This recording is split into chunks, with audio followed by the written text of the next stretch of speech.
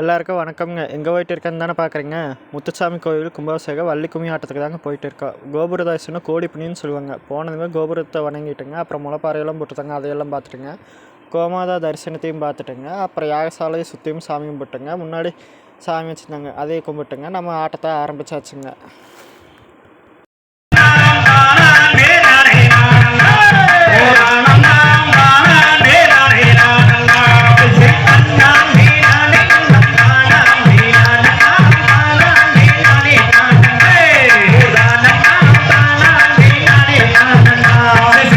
ஆடிட்டே இருக்கும்போது பார்த்திங்கன்னா இடையில டீ பிரேக் விடுவாங்க. அதுக்கு